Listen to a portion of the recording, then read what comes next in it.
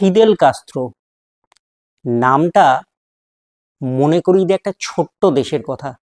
এই ধরুন পশ্চিমবঙ্গের থেকেও ছোট একটা দেশ, যে দেশটা কোনোদিন থামতে শেখেনি, যে দেশটা কোনোদিন হারতে শেখেনি বড়দের চোখ রাঙানিকে ভয় পেতে।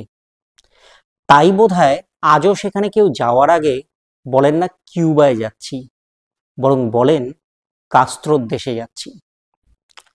কারণ 1 কোটির কিছু বেশি জনসংখ্যার এই দেশটির প্রতিটি মানুষের একটাই পরিচয়, তিনি কাস্ত্রোর দেশের মানুষ। ফিদেল কাস্ত্রোর মৃত্যুর প্রায় 1 দশক হতে চলল। তিনি বলতেন সবসময়, তার একটা কথা তিনি বলে যেতেন এবং এমনকি তার জীবনেও হয়তো সেটা বাস্তবে তিনি পরিণত করেছিলেন। তিনি বলতেন, I think that a man should not live beyond the age when he begins to deteriorate, when the flame that lightened the brightest moment of his life has weakened. তাই হয়তো শারীরিক প্রতিকূলতা আসার সঙ্গে সঙ্গেই নিজের উক্তিকে মর্যাদা দিয়েই চলে গিয়েছেন তিনি। তবে সেখানেও কিছুটা ফাঁকি দিয়েছেন বলতেই হয়। 2016 সালের সেই দিনটায় তিনি চিরতরে চোখ বুজলেও তার মধ্যের সেই সাম্রাজ্যবাদী শক্তির বিরুদ্ধে যে ছাইচাপা আগুন, সেটা কিন্তু জ্বলছিলই। নমস্কার, আমি অনিরুদ্ধ।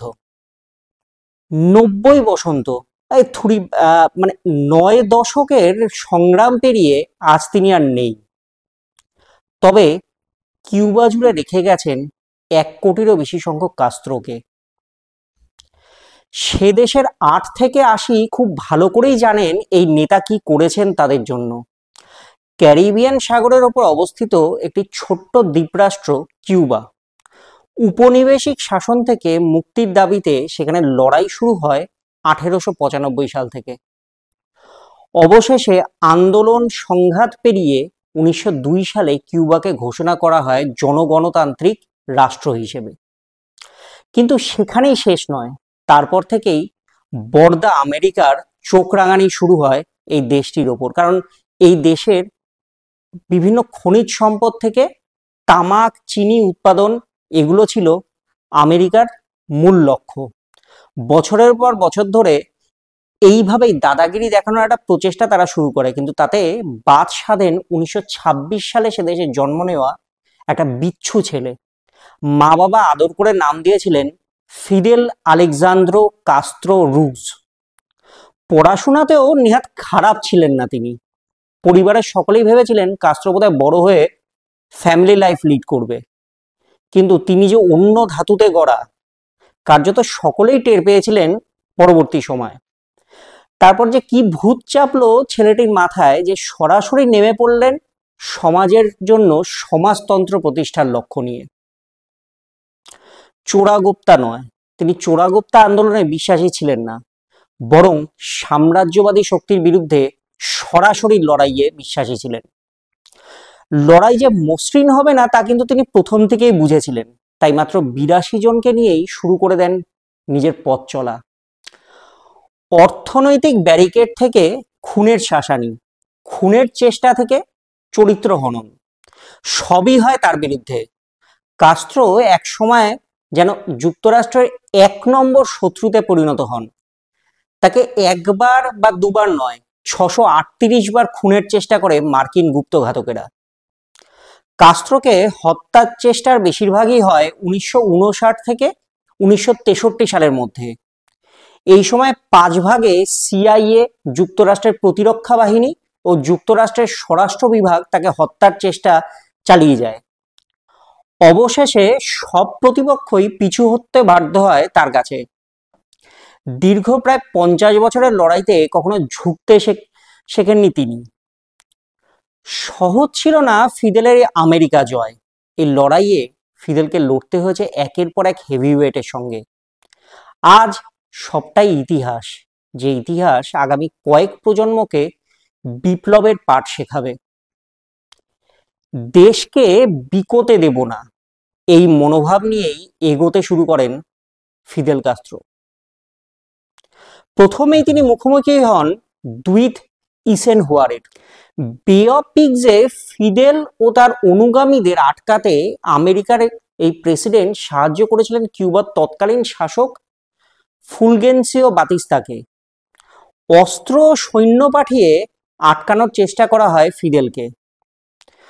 1961 থেকে 1963 সাল পর্যন্ত ফিদেলকে লড়াই করতে হয় মার্কিন প্রেসিডেন্ট জন এফ কেনেডির বিরুদ্ধে। অর্থনৈতিক ব্যারিকেড থেকে অস্ত্র যোগানে কিউবাকে পঙ্গু করার চেষ্টা করেন কেনেডি, তবুও দমানো যায়নি। এরপরই তাকে পড়তে হয় লিন্ডন জনসনের থাবার মুখে। রক্তচক্ষু দাদাগিরি থেকে শেষে নিকেল রপ্তানির ওপরেও আসে নিষেধাজ্ঞা। আবারও সেই ব্যারিকেড, তবুও হার মানব না, এটা ছিল ফিদেলের একমাত্র লক্ষ্য।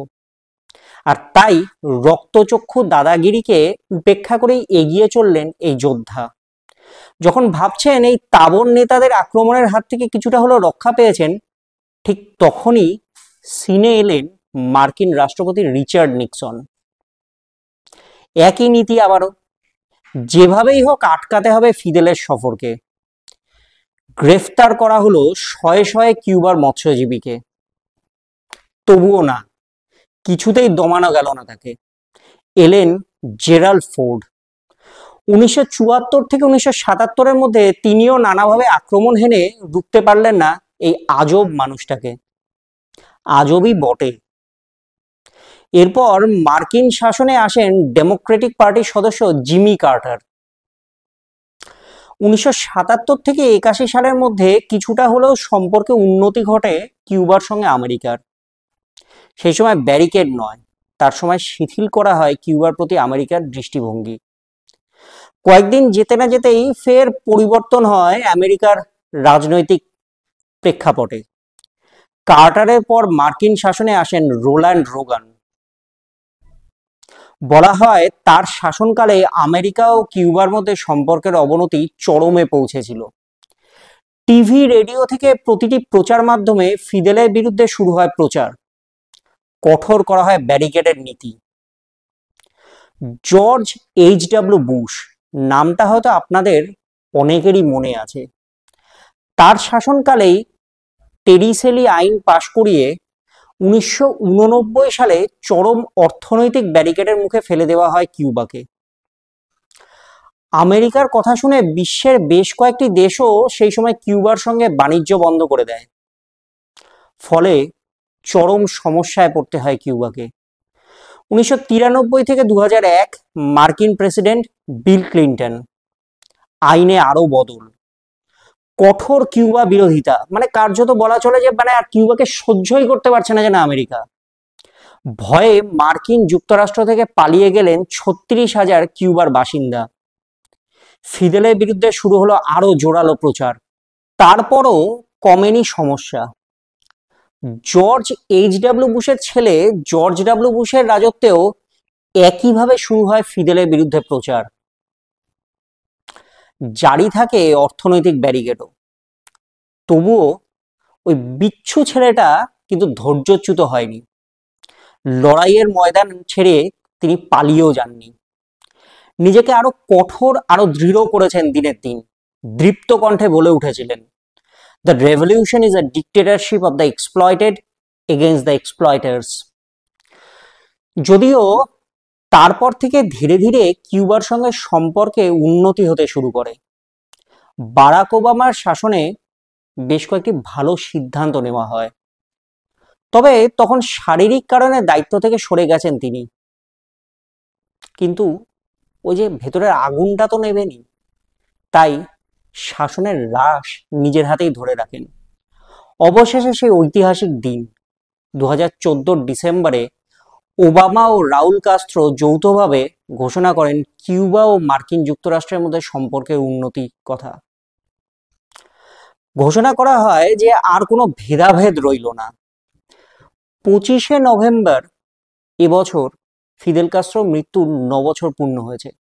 এখন আর সেই বিপ্লবের ছোঁয়া নেই সেখানে। তবে একের পর এক অর্থনৈতিক ব্যারিকেডের ফলে কিউবার অর্থনীতি দিনের দিন ভেঙে পড়েছে। খাদ্য সংকট থেকে স্বাস্থ্যক্ষেত্রে অভাব কিউবাকে 2019 সালের পর থেকেই ক্রমশ খোকলা করতে শুরু করে দেয়। কিন্তু তবুও বর্তমান প্রেসিডেন্ট মিগুয়েল ডিয়াজ কানালের নেতৃত্বে সেখানকার কমিউনিস্ট পার্টি নিজেদের কট্টরপন্থী মনোভাব থেকে কিন্তু সরে আসেনি। ফলে সেখানে তৈরি হয়েছে জনরোষ। নেপাল বা বাংলাদেশের মতো সেখানেও ছাত্র সমাজ সরকারের বিরুদ্ধে আন্দোলন গড়ে তুলেছে, যদিও একইভাবে মিগুয়েল তা বলপূর্বক থামানোর চেষ্টা করেন। তাতে ফের চলতি বছরের জুন জুলাই মাসে বর্দা আমেরিকার চোখ রাঙানির মুখে পড়তে হয়েছে প্রেসিডেন্টকে। তবুও সেখানকার প্রতিটি মানুষের মধ্যে এখনো বেঁচে আছেন এক একটি কাস্ত্র। আবারও প্রয়োজনে তারা ঝাঁপিয়ে পড়তে পারেন বিশ্বজুড়ে সাম্যবাদ প্রতিষ্ঠার লক্ষ্যে।